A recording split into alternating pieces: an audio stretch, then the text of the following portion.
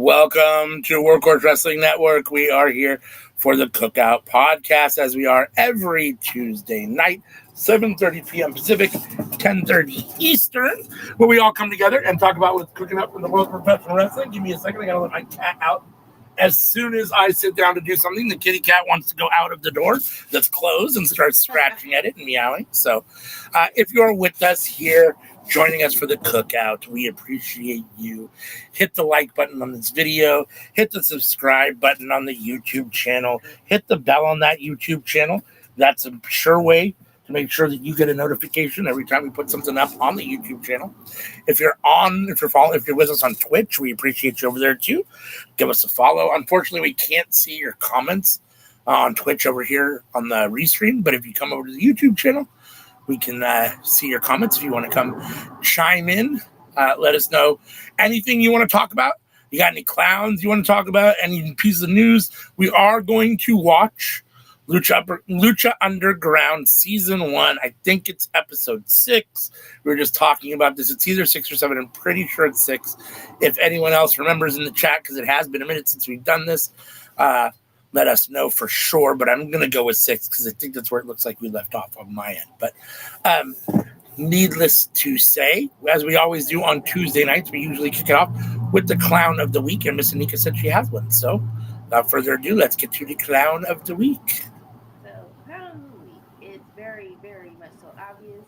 Of course, CM's approval. We have, of course, Phil, because you're still wrestling. You're still here in our lives. So, approved. You're all going to be on the list, even if I'm doing it. Haha. And then, and of course, this kind of week is from last week's crazy news.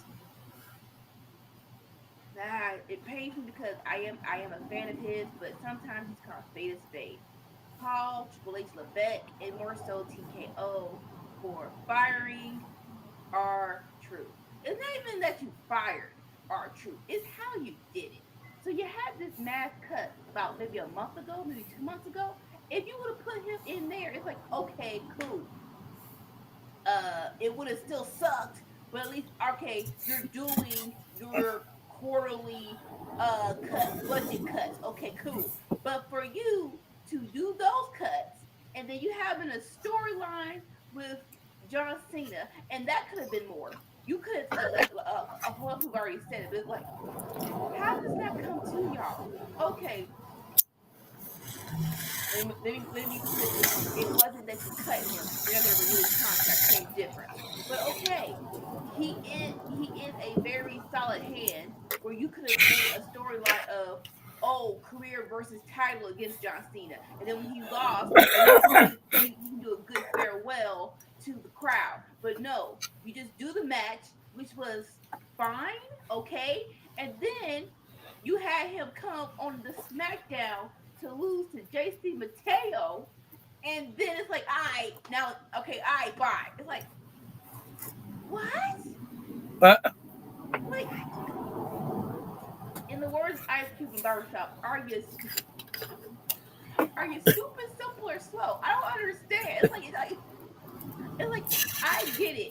You're a company. You have 3 rules, blah, blah, blah. But just a little bit of intelligence can go a long way. If you would have just left it at either he fights John Cena, he loses his career, and it's over. Okay. Nice send-off. Fine, but for you to, you're gonna do one more match on SmackDown and then out of the freaking blue. It's like, come on, bro. And then you cut Carlito. It's just, yeah. I mean, I'm really torn. Like, I guess, like you said, if you're gonna do this, it seems to make sense to do it at the time when you're doing it in general. When you've released the other people. I'm really torn on both of those guys because, when Carlito came back, I knew it was only for a short period of time. Anyhow, he was already around a lot longer than I thought he was going to be honest. I didn't necessarily think he was going to get fired or let go, but I just figured he was coming back for just a short period of time. I didn't expect him to hang out forever. So, that didn't really surprise me. And, the R-Truth thing, like, I've been preaching this to the mountaintops, which is that I feel like WWE has done a disservice to Ron Killings. Now, let me just say, I'm not R-Truth. I don't know him. He's Right. been there. He's agreed to stay. All those things. So he must have got something out of it. He was in WWE. He's on the big stage. He's doing whatever. Maybe he's extremely happy. From my end, the Ron Killings that I saw and knew a little bit about and had some experience with before the R-Truth character is like day and night. And that's the guy I always wanted in WWE. And that's the guy we never really got, right? They always made him, and maybe he was fine with it. Again, I don't want to say he wasn't, but they always made him kind of a joke, or made him at least the comedy end of a lot of things. You know what I mean? And so, and it sometimes it felt to me like the butt end of a joke at other times too, not just a comedy act. And so, again, I'm not him, but like I always wanted more for him. And for someone that I thought they never utilized well, and was always worried was going to be kind of on the chopping block because I felt like they could take or leave him. Honestly, the fact that he's made it 20 years doing that, basically, or not 20 doing this, but essentially being R-Truth, and that's a lot. And for what it's worth, he's not young either, right? So it's not like, it's not like he's 25 in the prime of his career and he's supposed to be. So, he's got more days behind him than he does in front of him, those kind of things. So, this probably isn't the end of the world. As an R-Truth fan, for me, this isn't, or a Ron Killings fan, this isn't the end of the world, assuming I get to see him somewhere else. I hope that we get to see him somewhere else, and maybe a little bit more of a wrestling type role where maybe he's given a little bit more meat on the bone and taken a little bit more serious as an actual quality wrestler. I don't know. I don't know really how much more gas he has in the tank in that regard, but if that's the case, I'd love to see that. But so, it is what it is. I don't, anytime, it always sucks when someone loses their job, right? There's no ifs, ands, or buts about that. That always sucks. But again, like you said, this was I don't know if it was an agreement to not renew a contract. I don't know if they said, hey, we'll do it at X dollars, and he said, I'm not doing that, or if they didn't even offer. That's a little unclear, right? It could just be a meeting of he wanted more than they were willing to offer at this point, so I'll go on my way. Whatever the case may be, the reality is that, anytime you're lucky enough to put, 20 years under your belt at what feels like a decent job or something that you at least seem to enjoy, there's nothing wrong with that either. That's a good time at a job. A lot of people don't stay 20 years at one place. So all that said, again, I'm sure he's not hurting for money being, I don't think he's obviously not at the top of the WWE pay scale, but I think he's probably been paid pretty decently over his WWE career. And assuming he's been, at least somewhat smart with some of it, he's probably got plenty to cushion the landing. So, all those things considered, I'm not watching WWE anymore as it is. So, or at least at the moment. So I wasn't really seeing him recently anyhow. But if I could see him on my TV on AEW, I'd be happy with that. As long as it's, for me, see, I don't want to say as long as it's not the R-Truth character, which it wouldn't be because that's a WWE creation and he wouldn't do that anyhow. But like, I don't know. I don't know. Like, I can't explain it. I just. No, as a TNA fan, I saw when Truth was killing it in the X division. And he was going to town on it. Now, exactly. Again, that is his, he is in his 40s, but you really can't say age because look at AJ Styles. It's like sure. It's a matter of taking care of your body. One of the best, one of the best ideas that I absolutely love, and hopefully it'll happen, is that I know you say you don't want the R2 character, but someone said let him just start appearing in different companies and thinking that it's WWE. It's like that would be hysterical, actually. That would be hilarious. Especially in AEW when you have Adam Copeland, Christian, John Moxley, right? Like you have a bunch of people Swerve, that Samoa Joe. You have a bunch exactly. It'd be like an identity crisis. Like, wait a second, all you guys have been in WWE. Are you sure I'm not in WWE? Are you sure? Right? Are you sure? Maybe. This is NXT, and it's like Adam. It's like that would be hilarious. That could be very funny. Yeah, that could be very funny. Like go to TNA and do that. It's like that would be hilarious. Yeah, like I said, like he's a very beloved person. It was just the way it's just the way he went out, and like more recent, like it wasn't like he was doing anything. He's had these storylines that have been very much so entertaining lately. Like him versus John Cena, even though it was a 2 weeks, maybe 3 week feud, it actually was pretty good in how he hyped it up. A year or two ago, him and the Judgment Day was probably the best part of Raw. When Judgment Day, live, laugh, love. So it's not like he hasn't been entertaining recently. So yeah, hopefully, like whatever he wants to do, he can do. But he is missed. He is definitely missed. And the other one was still as usual. Were those it? Were those the two? Yep. Right now, right now, him and Carlito. Side note on Carlito, they were in the Judgment Day Den. It's like this.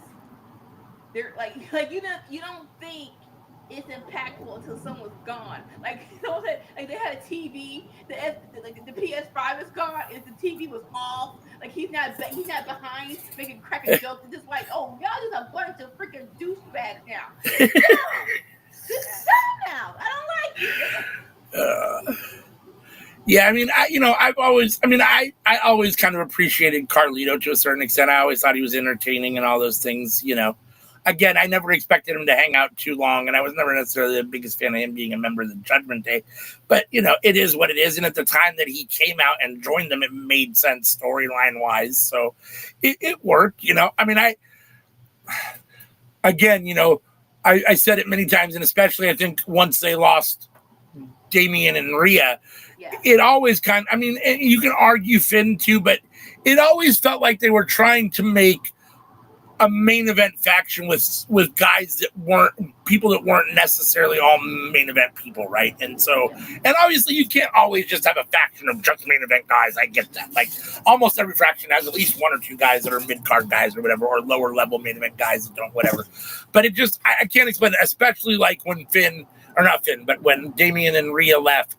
It really felt like it. I mean, I know you've got Liv and she was a world champion, but whatever. I mean, I still think of her. I think she's misplaced in the main event picture, so I don't think she's that good. So, really, Finn at that point was really the only one. So, it is what it is. I mean, him leaving Judgment Day, and ultimately, if Judgment Day finally went away, as people start to fall off, Carlito goes away, maybe Finn and JD do something different. I don't know. Dominic's whatever doing, as the champion. And so if it all goes away ultimately, or it splits up into some sort of other little thing, I wouldn't necessarily be mad with that. Cause I'm kind of done with them anyhow. So. Right now. All right. So I guess that's the end of our clown of the week, or clowns of the week, I guess would be the way to actually word that. We can get on to watching some Lucha Underground. You have it. Let's see. And normally CM provides the link. So we go here. Then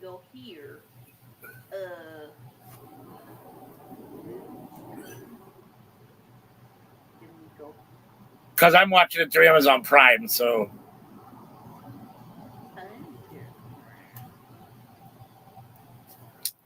All right, cool. All right, I got wait.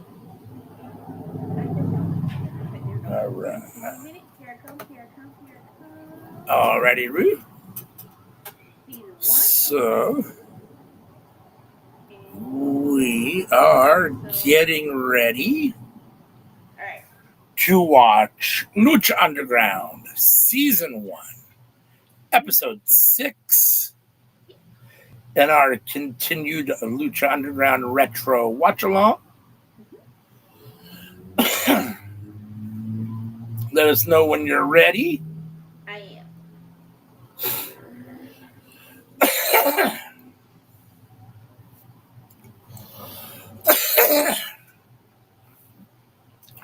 In the meantime, make sure and join us on Friday night for Friday Night Fights with Miss Anika and either Sammy Joe or myself or who's ever there with her, maybe even solo. You never know. But tune in. You'll get somebody, at minimum, Miss Anika, watching SmackDown Live starting at 5 p.m. Pacific, 8 p.m. Eastern, giving you her / whoever's with her real-time opinions and reviews of the show. So make sure and join us on Fridays for that. And then Saturday mornings for Winter Circle, which is now AEW only. We are reviewing where it's now Collision versus Dynamite on a weekly basis. So make sure and join us at bright and early 7 a.m. Pacific, 10 a.m. Eastern on Saturday mornings for the winner's circle. All right, let's see. You got it? Yeah, I got the link from Anika for that I can post in the chat. Give me 1 second. I will post this in the chat here. And we can dooba. Where are you? No. Where are you? Come on. There it is. All right. Copy. Where are you? Copy message link. Let's see if this works. Bear with us. I'm trying to post the link so you guys can. There you go. There is the link in the chat. From there, you should be able to. Oh, wait, actually, hold on. That might not work, actually, because that's the Discord link. Hold on. That actually might not. Oh. Also, depending on the schedule, we might have a watch along of this Sunday's Money in the Bank. Again, subject card is subject to change. More so, will I have to work for Sunday? Okay. So that link should why is it not okay, so copy the link. Interesting. Okay, hold on for 1 sec. Share. What happens if I just do share from here? Share. Where are you? Why can't I find share on here? Why are you being a pain in the ass? So I'll talk a little bit. Crazy enough, very excited for Stephanie Garcia. She is officially on the Raw roster. Crazy. I still don't believe that Jesse James is the winner to defeat her. That is just me. But I understand, put a whole lot into Fatal Attraction. They dribble down to Fatal Influence here. Hey, listen, get your money's worth. Okay, so I haven't watched NXT in I don't know, probably 3 weeks to a month now. So did you just say that JC Jane beat Stephanie Vaquer for the title? Yeah. The NXT Women's Championship? Yes. JC Jane, dashing JC Jane. Oh my God! Seriously, holy smokes! So we thought they were gonna go away with the with Fallon Henley and whatever, but now she's a champ, and I'm assuming the Fatal Influence is stronger than ever. Yes. So what happened was the NXT scandal takeover. I don't care. I'm talking about that. It's easier to do. That was on Sunday, and it was her versus Jordan Grace. She won against Jordan Grace. Cool. And then it was a backstage segment where Fatal Influence got in her face, and they started brawling the backstage. And she was like, "You want a title match? You got it." And so that Tuesday after that, they had 2 title changes. Actually, they actually had Ricky Saints dropping the belt to Ethan Page in a no disqualification match. And yeah, the main event we saw, Jessie J defeats Stephanie Vaquer. Please go watch the YouTube videos because that was hilarious attempt that everybody was like, did that really happen? That was 3. That was, they're not uno dos. That was uno dos tres. Oh, okay, cool. That was 3. And it's even the ring announcer was like, "You want me to say that?" It happened. Winner and new NXT Women's Champion. Like I said, so she got called up. So it's like, okay, I get it. You have to drop the belt because you're getting called up. But JC Jane? Bro, that's exactly what I said. Just JC Jane. We have Jada Parker right there. Well, she's still not good in the ring. I don't give a crap that she put the belt on her, not freaking JC Jane. Wow, that's crazy. Yeah. Holy smokes. And I guess it kind of makes sense. I mean, like I said, I haven't watched it in a few weeks, but you're having a feud with Ricky Saints and Ethan Page, the belt probably goes back and forth. I'm sure Ricky probably wins it back, I would guess. So. Well, they say that Ricky Saints can be called. Like, they're calling a whole lot of people up. Oh, so he's going up to the main roster then, even better. Yeah, like so it's not official, but yeah, that is like he was not there tonight, and it's like that is insane. Like I get it, but the flip side of it is you do realize yo TV show is still on national television. I don't. Yes, it's on the CW, but it's still on national television. One of these suckers gotta stay back. Right. Well, and what I find really interesting, is that they're going to take the title off of Ricky, put it on Ethan Page, which makes it sound like Ethan Page is staying in NXT, which is weird because you'd think he'd be going up to the main roster too, right? Like, so like I was thinking about that, and it's like he's main event bound as well, and I guess going to Stephanie Becker, that makes a little more sense because okay, Money in the Bank, we want you in there. Bow. So you got to drop the belt and you're in that match.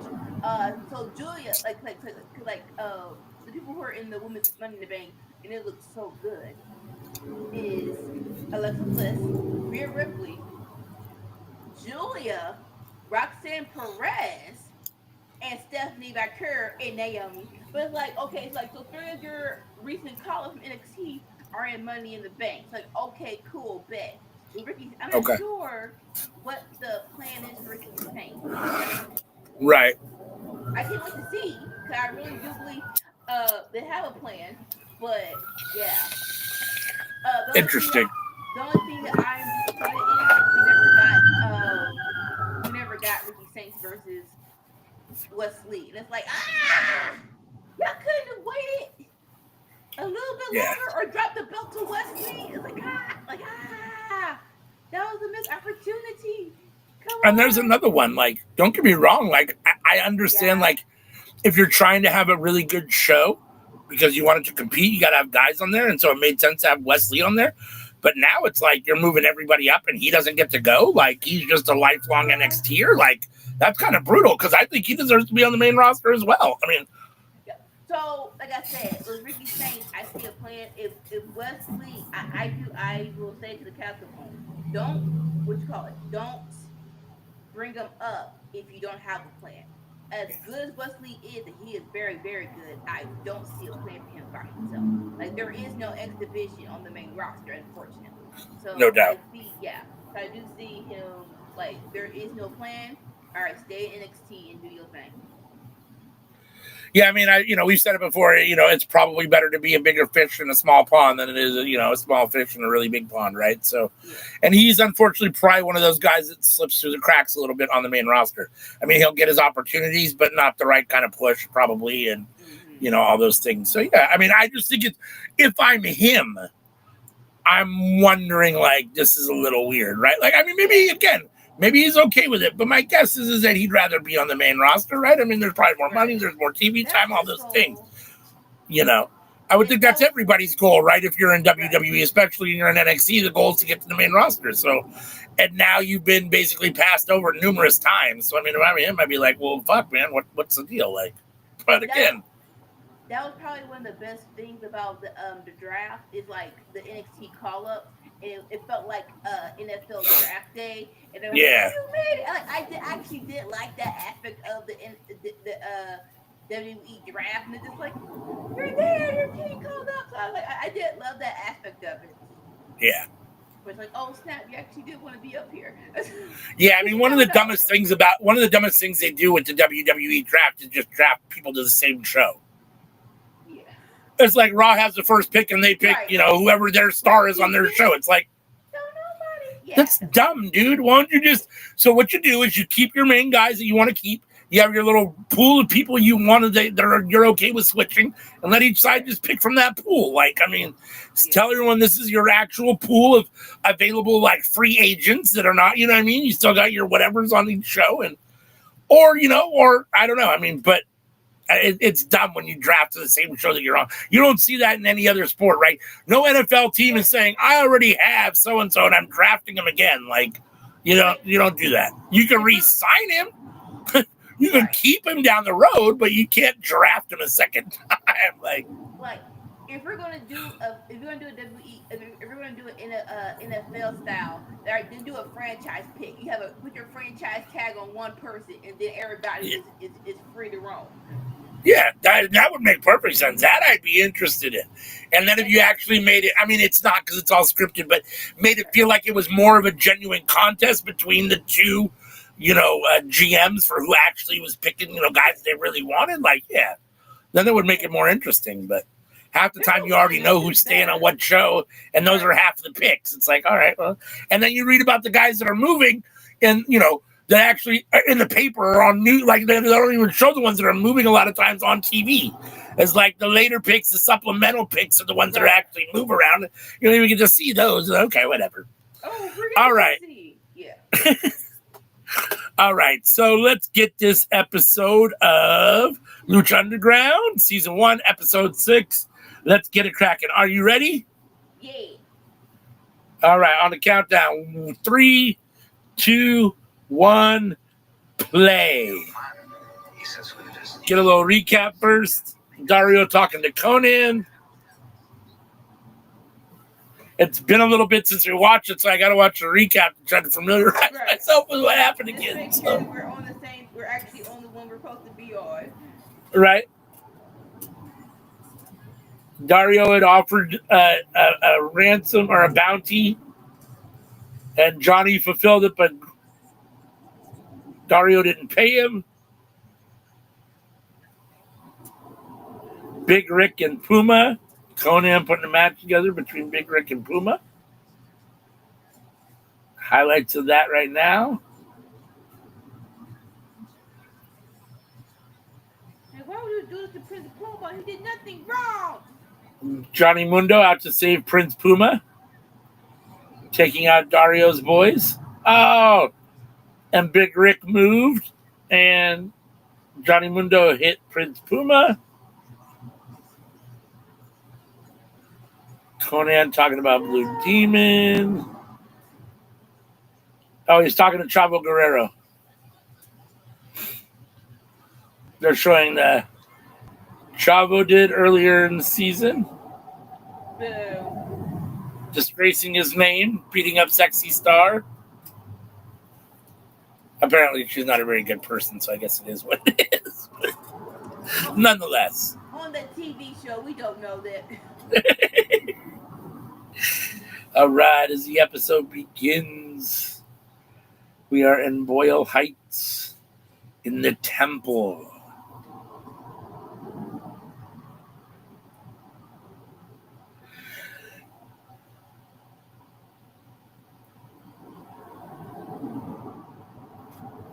Dario pouring something into a glass. Big Rick sitting across from him, signing some sort of paperwork.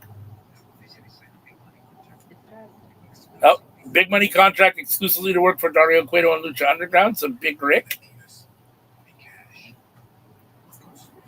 is exclusively with Dario Cueto.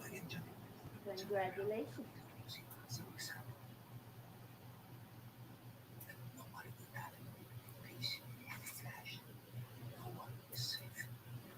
Cash, because I don't trust him.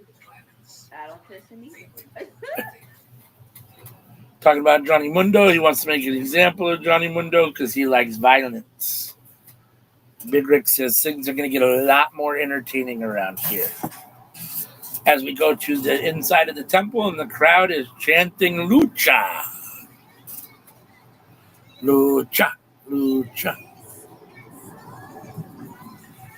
Evil East and Son of Havoc are in the ring together.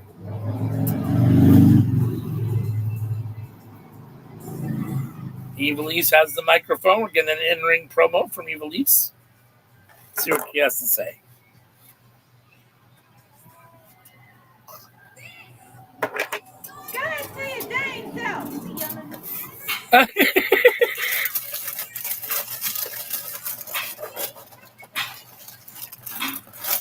Evil East doesn't like the way Son of Havoc has been treated so far since being here in Lucha Underground. Made him wrestle a woman in his first match.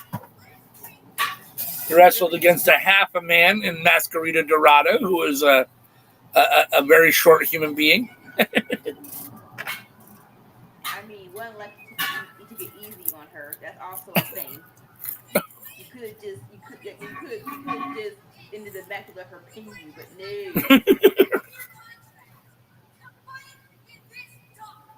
Oh, I can hear phone. To fight in this dump in front of all of you. Can you hear my TV? It's a little bit. Okay. Right now you're good. Yep, we're good. All right, Son of Havoc is doing an open challenge to anyone in the back to come down here if they have the balls. Face me in my ring, man to man. Let's see who takes him up on his offer. The crowd is not interested in what Son of Havoc has to say as they boo him. Oh, here we go. Who's that? No, who is that? I do not know. Get it. Okay, you so excited. Okay. Pimpinella Escarlata. So who came first, him or Dalton Castle? All right, let's go. Cause I feel like they had the same wardrobe with the cape. I'm just like, who came first? Who came up first with it?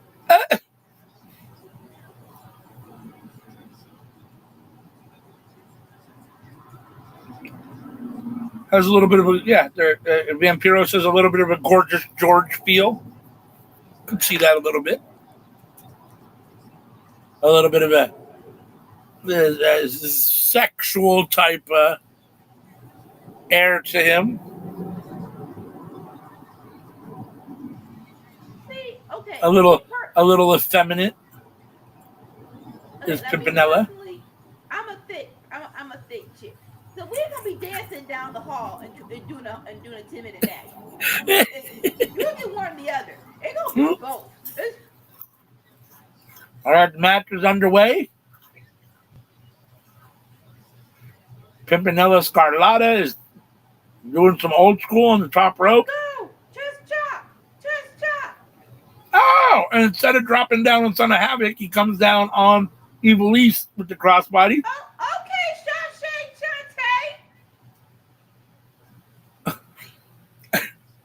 Did Son of Havoc just tripped him with he knelt down for the crossbody and just put his back up and tripped him? Okay, he's being too hilarious right now. A huge chop from Son of Havoc. Whipping Pimpinella into the corner. Son of Havoc in with a huge flying forearm. Jeez Louise. He jumped from like across the ring on that one, halfway across the ring. Right? Oh, he came in again. Scarlata out of the way with a big slap and a chop of their own. Crowd is chanting, calling for the kiss. They want him to kiss. Is Pimpinella going to kiss him? So is he a veteran? Because evidently they know who he is. Yeah, I mean, apparently he's definitely got, some sort of ties in Mexico. Because the crowd definitely knows who he is. Right. That was a nice arm drag off the top rope from Pimpinella. Going out after Son of Havoc. Oh, did he take out Son of Havoc or Evil East? Son of Havoc. I don't know what that was, like a little cannonball type thing. Yeah, but until it's straightforward, like a side thing. Right. Scarlata up at the top rope. Missile drop kick. Son of Havoc is down. Pimpinella Scarlata looked very good to start this match. Evil East is not happy about it. Up on the ring apron. And I would love to know how old he is right now because he's definitely not young, but he ain't. He don't look too shabby. He's definitely not young because you can tell by the way he runs and moves that like he's got some age under him because it's not super fluid. But at the same time, I mean, he's not looking terrible. Like exactly, we have seen worse from younger people.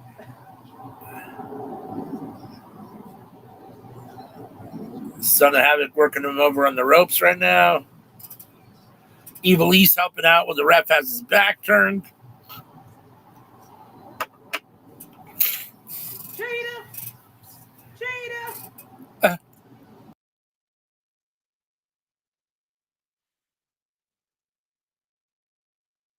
All right, one more sling to the other side of the ring rope. Oh, reversal! Oh shoot! Pimp! Oh shoot! Oh shoot! Oh shoot! Is he actually hurt? Oh, I don't know. I got Son of Havoc off the top with the elbow on the Pimpinella on the outside. So how he went over the outside, right? It felt like he was trying to do the whole lift over to the ring apron, but he missed the end. And he missed it, yeah. Yeah, I saw that. It did look like he did miss it, a little bit of a bot. I hope he didn't actually hurt himself, like you said.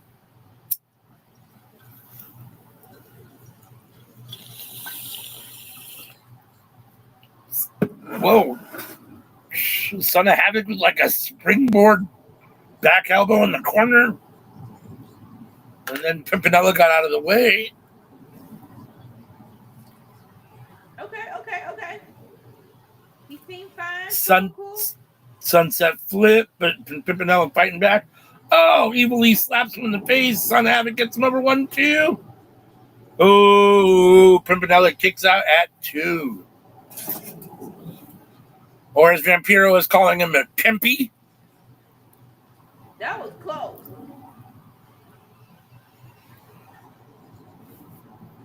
Some arm drags. Oh, here comes Masquerita Dorada. Oh, no. Not, yeah.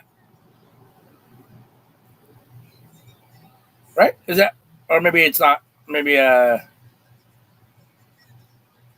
Lucha Power. 2. Oh! Pimpinella Escarlata got the win thanks to the help of, I keep calling him Masquerita Dorada, but I don't think that's not the right name. The guy that Son of Havoc lost to last week. Because he rubbed in his mouth like he got kissed, but we didn't see anything. Yeah, that I didn't see.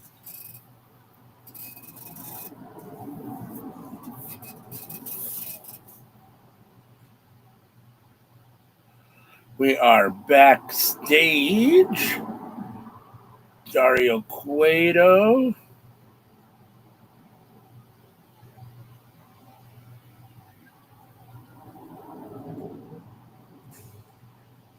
Oh, Johnny's got Dario by the throat up against the wall. Oh, come on now. It was after he peed.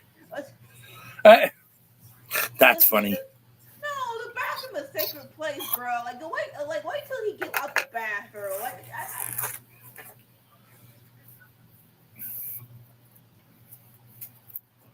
He wants his $10,000.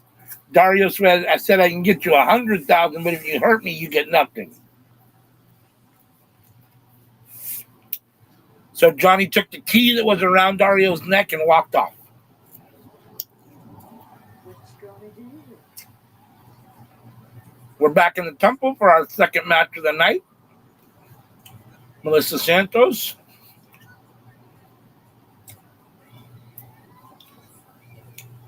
Famous B.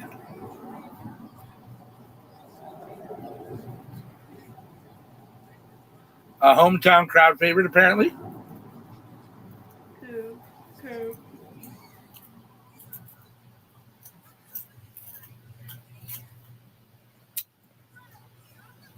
This is going to be ugly. The man of 1,000 deaths, Mil Muertes, or 1,000 deaths.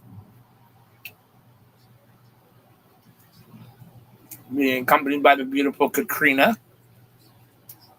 See, again, why are we fighting someone who's beyond the grave? What are we trying to? How much money is you making on this match? Not enough. Beyond the grave. How'd you get out? I don't understand. I need some explanation, please. I need an explanation, please. I can tell you this is going to be a squash match.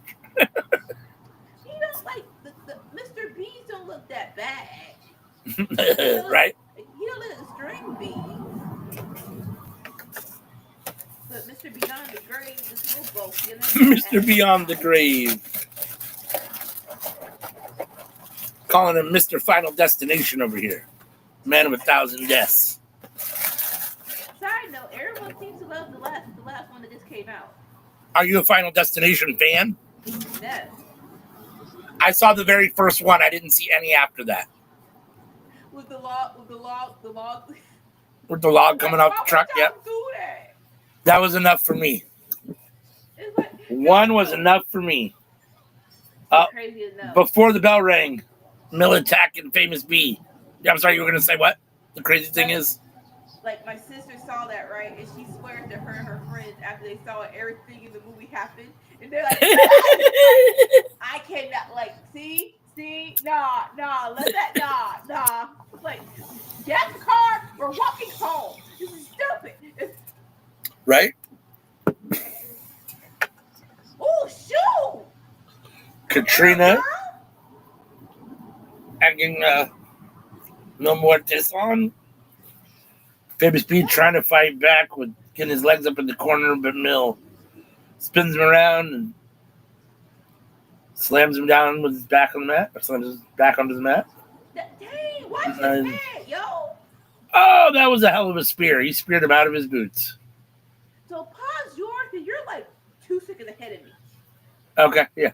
Hold on. Just talk 1, 2. Or press play. All right. I got Mill holding Famous B up. Oh, and there's a flatliner. And 1, 2, and 3. As I predicted, El Squasho for Mr. 1,000 Deaths. Mr. Final Destination! Beware. Mil Muertes has Famous B up. He's going to inflict some damage post-match. Oh, he's going to hold him up for Katrina to inflict some damage. Oh, Katrina licking his face. And then Mil Muertes just throwing him down. Why you got to lick his face? Why you got to be all gross?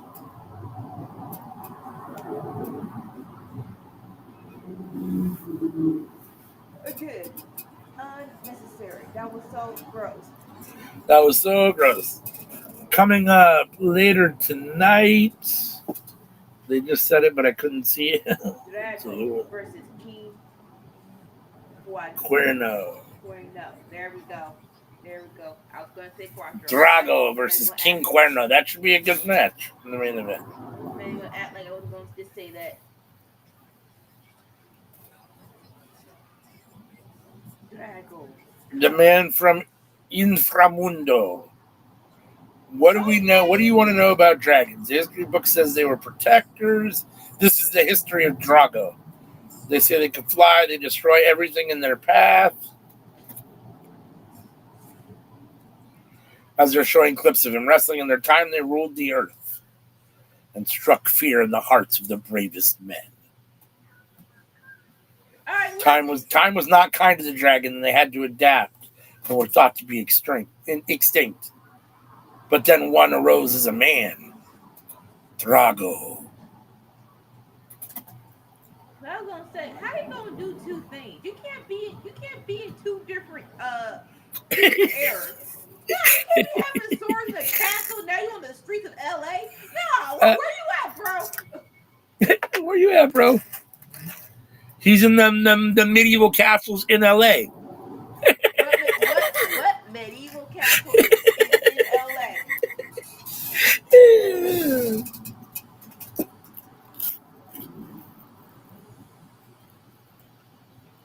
Castle de Compton. What's your mouth?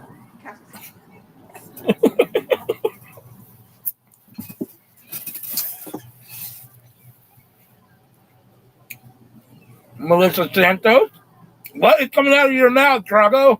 Like, bro. What the fuck was that? I don't know. Some sort of blood or something coming out of Drago's mouth? No, some blue tongue. What? It looked like a blue tongue. That's Oh, what yeah. it looked like. Oh, King Cuerno with big old antlers on the top of his mask. Holy shit. All right, that was spit. I think it was spit. Oh. Yeah. It's definitely like black spit or something. Red or black. It looks black or green or I don't know. Why do I need to see you spit? This is dumb. I don't do bodily fluids. I don't know what, like, why y'all think that makes anything extra, but it's just not.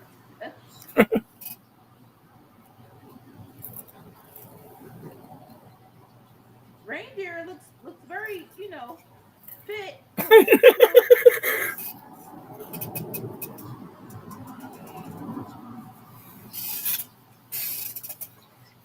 I know you have a bad memory, but Drago, did he go to WE? I thought I seen him in WWE.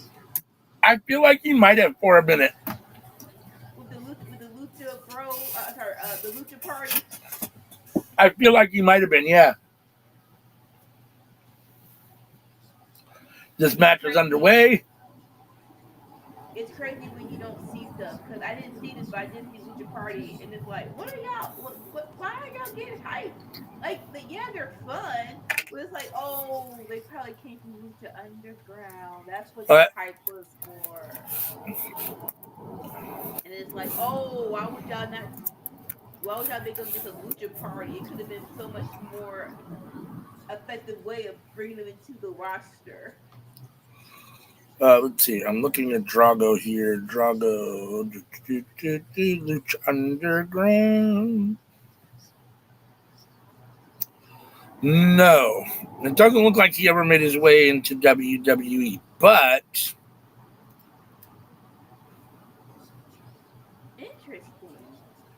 Interesting.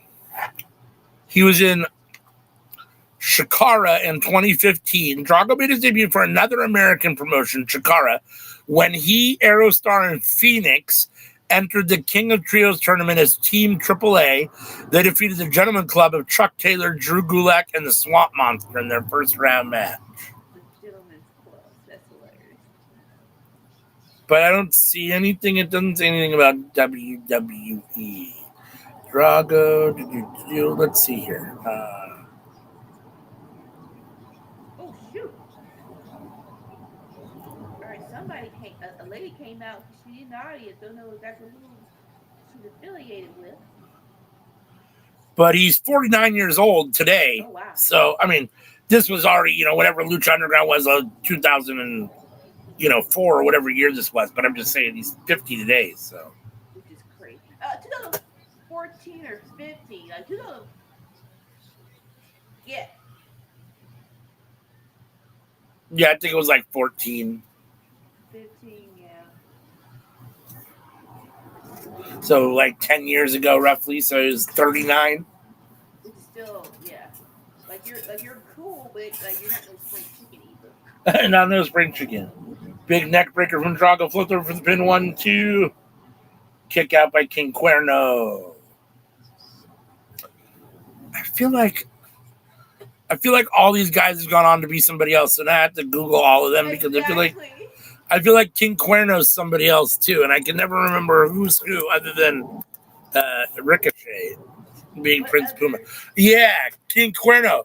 So King Cuerno, the man under the mask. Just to, if anyone, I mean, I don't know if anyone cares. It's probably spoiling it for people, but nonetheless, the man under the mask, or better known as King Cuerno, is Santos Escobar.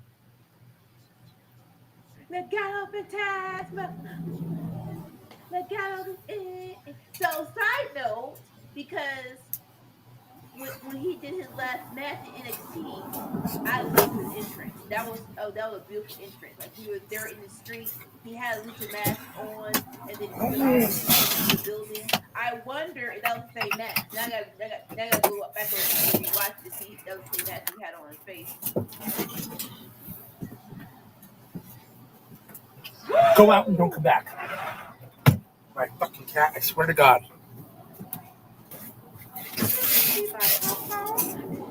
It's been 49 minutes and I've let him out that door 4 times. In and out of that door 4 times. I'm about to do something I better not say on here. If he scratches at it again. King Cuerno stalking his prey here. Looking at Drago, measuring him for some sort of move. Has him up on his shoulders. Damn, look at your balls. Oh! Like a falcon arrow, I guess. 1, 2, and 3. Your winner, King Cuerno. You could have covered me better. I don't know why your ball couldn't be in my face. That was disrespectful. Now, after the match, Cuerno's busy kicking Drago, adding insult to injury. Now he's got his head up and he's talking to him. He says the hunt has just begun. Okay, so we did learn his arc about a couple of episodes ago when he was in the woods chopping stuff and he was shooting stuff, but we didn't. Yeah, he's the hunter for sure. That now he's here hunting wrestlers.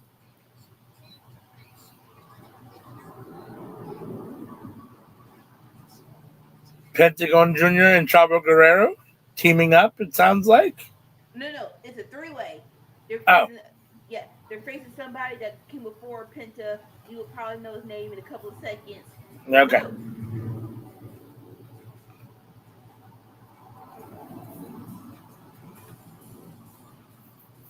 About halfway through the episode, maybe a little over. Back in the temple, Johnny Mundo is in the ring. Johnny Lucha. He's got Dario's key around his neck. He says, before we get to the main event, Dario Cueto owes me $100,000. He's going to give him to the count of 10 to get his little Weasley ass out here to pay up.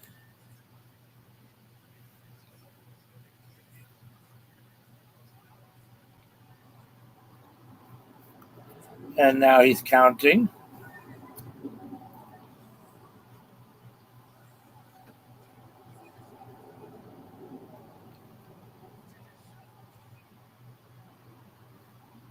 Oh, here's Big Rick.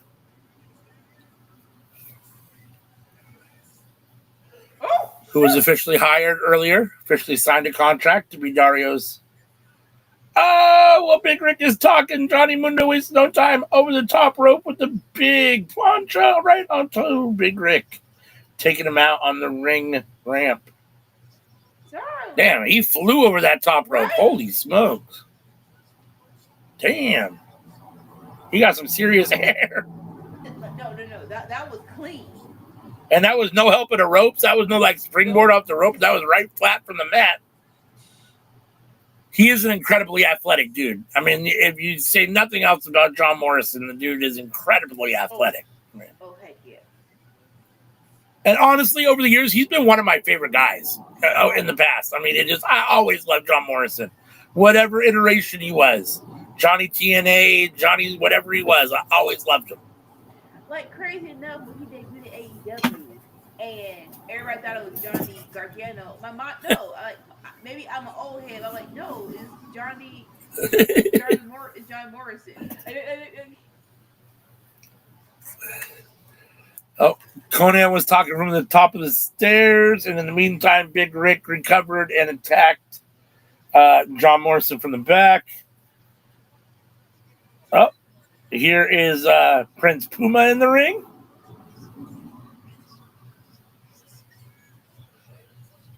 Puma and Morrison fighting together against Big Rick.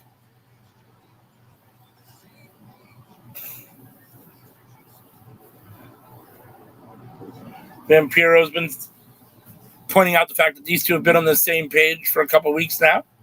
There's been some talk about the two of them should be splitting the $100,000 because Prince Puma has been helping Johnny.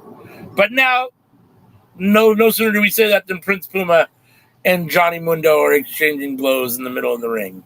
Why are you fighting? That did not last very long. That friendship did not last very long. Daggone it, man. Prince Puma on top. Johnny fighting out. I'm assuming somebody's going to come in to break this up, and here we go. We're getting about 10 refs in the ring. Well, that's a big ref. That's a big boy ref right there. They got these guys separated. Refs and security have Prince Puma and Johnny Mundo separated in the middle of the ring. The money's involved. You never know.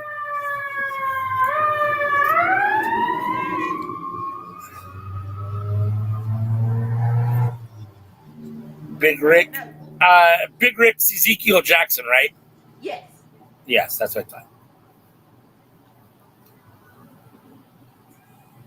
All right. Dario Cueto shouting on the microphone, shouting through the temple, "I'm the boss." He's yelling at Johnny. He says, "I have your $100,000, Johnny. Come and get it."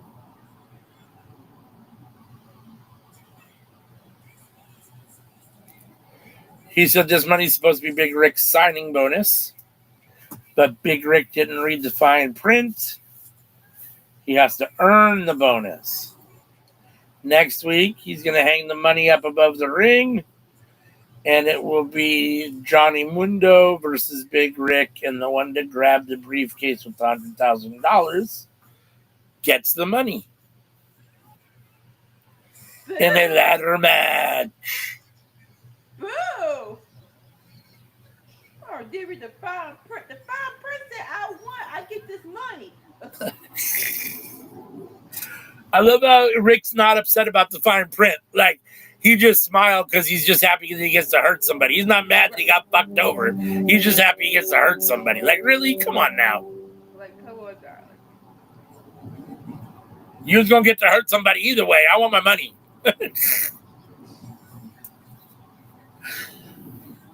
Oh, so you were right. Penta and Chavo are tag teaming to face Phoenix and Sexy Star. And Sexy Star. Next week, right? Because I think it's the main. Or was that next? Tonight. Is that the main event tonight? I guess I was unclear. Well, we're outside of the temple, or we were for a second. Now we're back to the big road. Oh, we're downtown somewhere. Wells Fargo. Boyle Heights, LA. Or yeah. The following lucha is a tag team match in our main event of this episode 6 of season 1 of Lucha Underground. Melissa Santos from El Paso, Texas. Chavo Guerrero. Stop, Roman. No.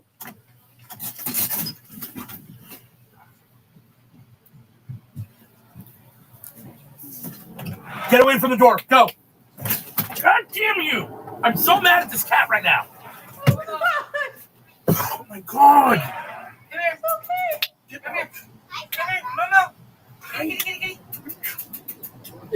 Come here, buddy. He's in the back corner. Sorry to anybody that heard that. Say no to Papa. Match is underway. Oh, maybe not. It looked like it was underway. We're still doing entrances. Yeah, Pentagon's coming out now.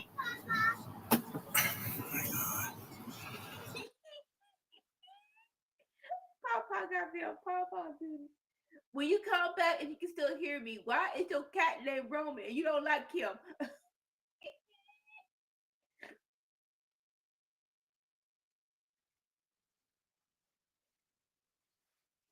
Neto.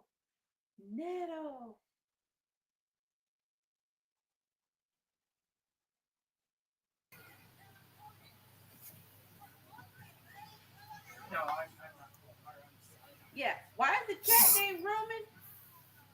I don't know. Just the name we gave him. I'm just saying, as someone who does not like my tribal chief. Oh yeah, no. This was way before Roman Reigns. Well, it wasn't before Roman Reigns, but it had nothing to do with that at all. Oh, now I sound like a hater because now I sound like I can't stand Roman Reigns and now my cat's name is Roman. People will be no, but seriously, it had nothing to do with that at all. This was like 2000. He was born in we got him in 2014, so that was way before Tribal Chief. Wasn't before Roman was around, but it was before Tribal Chief. Roman Reigns. I believe the Shield were still intact. So, I think it was either. I'm trying to remember what names we went with. We went with Roman. It was either going to be Roman or Caesar or Rocky, and I think we just decided on Roman. I don't know why. All good names though.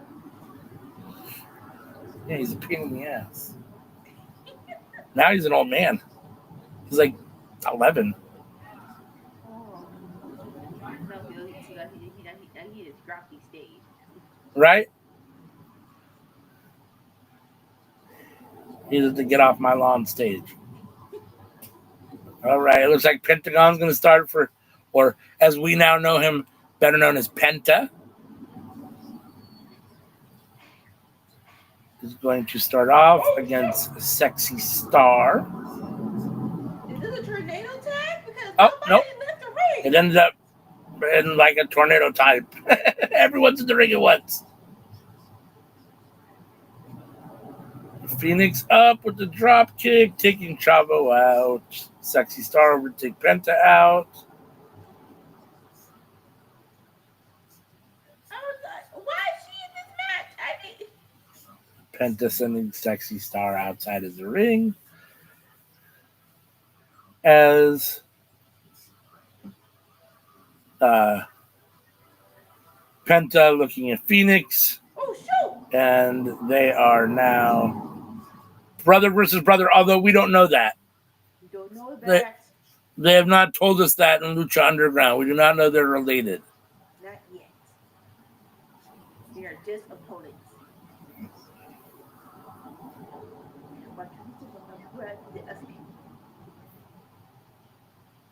Chavo back in the ring.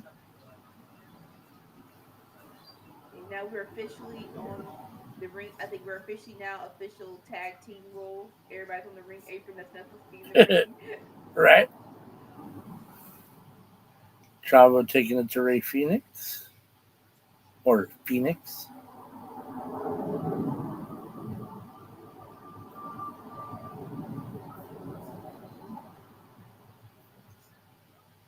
Ooh, beautiful drop kick. Phoenix fighting his way out. Yep, beautiful drop kick. Phoenix, better known now as Ray Phoenix, and was in AEW for a while. Now they're in. Are they technically in? Have they signed with WWE? Yeah, well, Penta did. And Ray too. I mean, yeah, we've seen Ray, right? I'm trying to say, yeah, we saw Ray. Yep. Like he actually, like, crazy enough, his first, like, I would love to know what goes through his mind when Rey Mysterio got hurt and he had to face Grande Americano WrestleMania. It's like, you're first WrestleMania, right? Didn't think it was coming this fast, but you're ready, and he was ready. He definitely was ready. Chavo got Sexy Star by the hair, dragging her back into his corner, tagging Penta. So mean, so disrespectful. Stop. Hey, bro. Choking Sexy Star out over the top rope. Did she ask for this? As CM would say, it couldn't happen to a nicer person. On commentary, she asked for this. Why she asked for this? We didn't hear this request.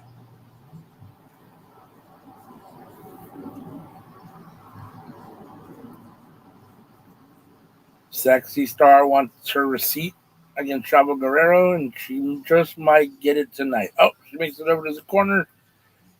Tags Phoenix, who's in.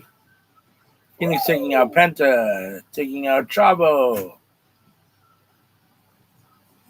Those educated feet. Oh. Penta kicking Phoenix in the back when he hit the ropes. Now Chavo taking over in the ring. Oh, huge European uppercut. No, stop. Chavo got Phoenix in the corner. Chavo and Pentagon Jr. As he's going by in Lucha Underground. Now known as Penta, just Penta in WWE. Ooh, shoot!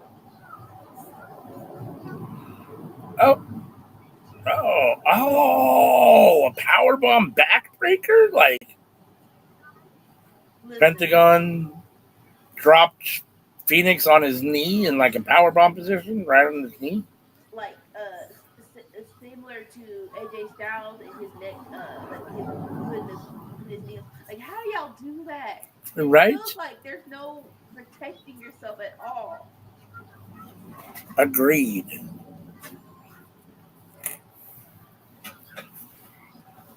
Pentagon tagging Chavo in, who comes in the hard way, or comes in over the top rope. I guess it's only the hard way when the opponent does it to the other person. But Yeah.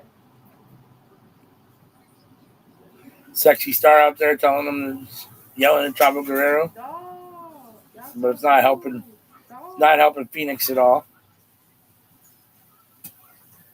Like, come on. Oh, is Chavo going to go for the three amigos here?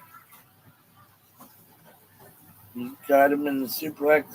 Nope. Phoenix fighting out. Chavo with the drop kick. Wait a second. I'm not even sure that drop kick hit him and Phoenix fell down. It hit him enough. They're smart, though. They're not going to show the replay. At least not yet. I can't. Don't replay the botch. Don't replay the botch. Like people do like what? Y'all know, like y'all realize all that and said, all right, let's watch it again. Right?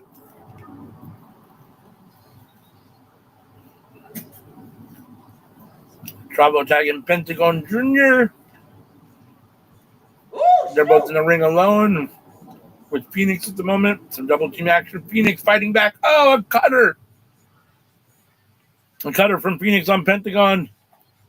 Don't tag her in. I'm not okay. Okay, cool. Tag her in. Okay. Tagging in Sexy Star. All right. Sexy Star putting down Penta and now putting down Chavo with forearms and then a big knee or kick to Chavo. Now she's burying the knees into Chavo's face in the corner. Stick and move, girl. Stick And move. over to Penta. Hurricane Rana. Stick and move.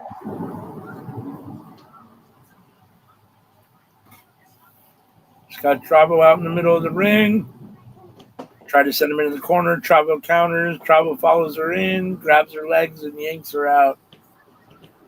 And she falls on her back. Now Chavo's got her.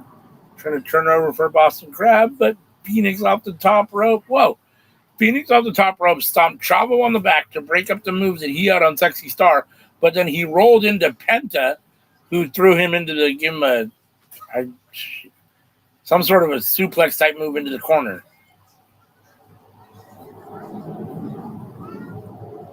Penta and Sexy Star in the middle of the ring. Sexy Star kicking Penta down. Oh shoot! What goes up must come down. Sexy Star on the top. Oh, all the way out. With the crossbody onto Pentagon Jr. on the outside. Man, she was a good person. Was like, get it sexy.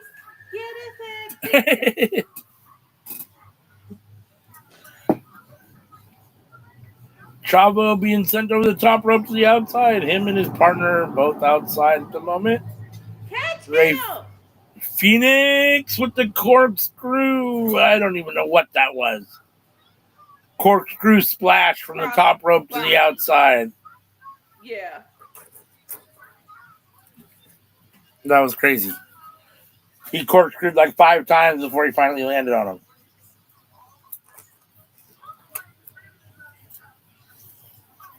I believe Everybody's down at ringside. Oh, who can get in the ring first? It looks like Chavo Guerrero. like Sexy Red is the tag official person in. Oh, Sexy Star off the top rope, caught by Chavo. Oh, he slams her down.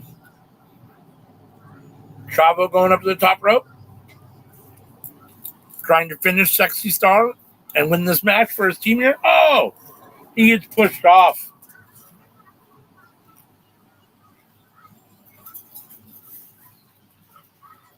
Cover somebody. Oh. Penta had Sexy Star up in the finisher move, but Phoenix took him in the face for the big counter. Now Phoenix off the top rope with the splash. I'm going to have to splash it with the stomp. 1, 2, and 3. And your winners. You could have done something, bro. As the coward Chavo Guerrero slithers his way up the ramp, leaving Pentagon Jr. in the ring to be beaten all alone.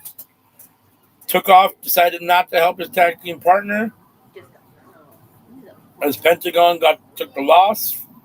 Phoenix and Sexy Star are your winners of this week's main event of episode 6 of season 1 of Lucha Underground. A very solid episode, some decent wrestling, some furthering of the storylines.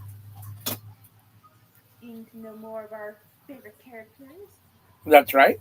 I don't know. I mean, I think the idea would be to do at least one episode at minimum a month, but I'd like to do 2. I mean, I'd rather do 4.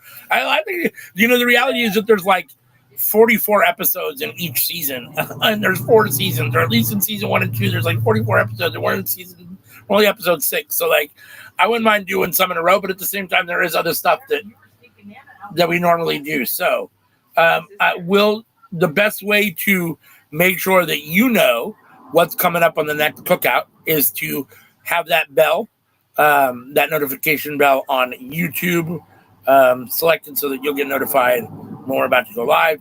If you're a subscriber to the YouTube channel, you should get other notifications and posts about what is upcoming as well. So that is the end of episode 6, season 1, Lucha Underground. Like I said, a solid episode. What did you think overall? That was fun. That was really good. It's like I know capitalism and stuff, but yeah, a good 45 minutes of a wrestling show is perfect. It really is. Right? I mean, like, so take WWE, AEW. They need to go back and watch. And I know that, don't get me wrong, I know it's Robert Rodriguez. I know it was filmed in like a very cinematic way, and I get all that, but you can do 3 good matches and have plenty of back storyline in 45 minutes. So, we don't need a 3-hour SmackDown. We don't need a 2-hour Raw. I'm not 2 hours. I'm somewhat okay with. I mean, it is what it is. I get it, but at the same, we don't need 3 hours ever on a program that isn't a pay-per-view. So, and Lucha Underground, go back and watch it. Lucha Underground, if you haven't been with us, proves that you can do it in a very good way and have a very short show that's still very good. So, all right. Anything else you want to say before we do our little house cleaning and get out of here for the night? All right. So you're here with us now, but we'll put up the little thing here every Tuesday night. Join us for the Cookout, 7:30 p.m. Pacific, 10:30 Eastern, where we all come together, or at least all try to come together, and talk about what's cooking up in the world of professional wrestling. As you're with us tonight, like I've said about 1 million times already, we just got finished watching episode 6 of season 1 of Lucha Underground in our ongoing Lucha Underground watch-along. But make sure and join us next week and every week for whatever we got going on in the Cookout. On Friday nights, it is Friday Night Fights where Anika and someone else will be watching a SmackDown starting at 5 p.m. Pacific, 8 p.m. Eastern, in real time, providing you their real-time reactions and opinions to the show. So make sure and tune in for that.